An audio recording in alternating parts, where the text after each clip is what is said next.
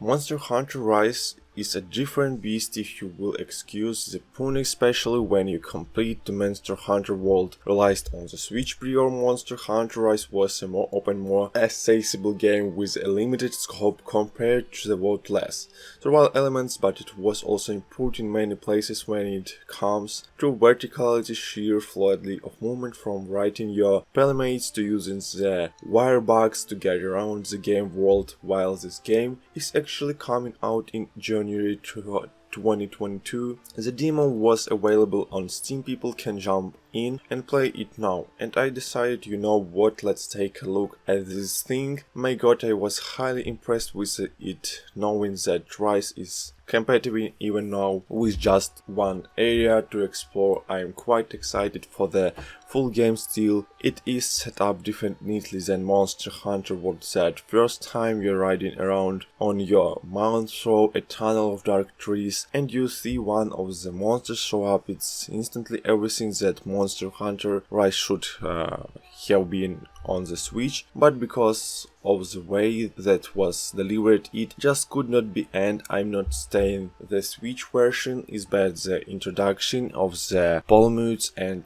how they shadowbox when you are practicing moves is awesome, something that we saw on the Switch originally. That feeling of atmosphere as well as familiarity with a loyal dog friend taking him into battle, I gotta admit that is a highlight for me already. Monster Hunter games did not hit that with the other pets. Palamutes are rightly, they can attack with a weak attack against creatures. You can also harvest while riding them, you can take potions while riding them, you can sharpen your weapons and they don't use stamina when on their backs. And while traversal has always been an important part of the Monster Hunter games, in Rise and jumping on the PC with the mouse and keyboard, you can see where this is just gonna take it up a huge level. It shows it switched the route so graphically a bit more closely than I would like now. This is a beta,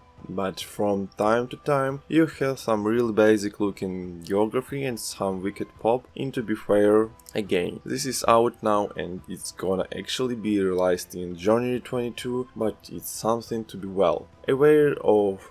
However, exploring even that limited location with a much higher frame rate and resolution targets, even if the bare bones skeleton of it is still Rise from the Switch, it is a massively different feel to it. It's resulted in this huge jump in performance not only from the Switch, but from the sometimes finicky CPU and GPU usage that a lot of us actually saw of Monster Hunter World. Still, however, the top monster designs that we saw originally are front and center, and remember that Rise does have new monsters that you won't have uncentered in Monster Hunter World. The size of the demo is only around 9 gigs, as that is just a couple basic missions. It does allow for you to engine in various different movements, travel and traversal to sort of give you an idea of those. I was getting well over 100 FPS with the 2018 Ti at 4K and 1440p. I was getting over 19 FPS on the 1080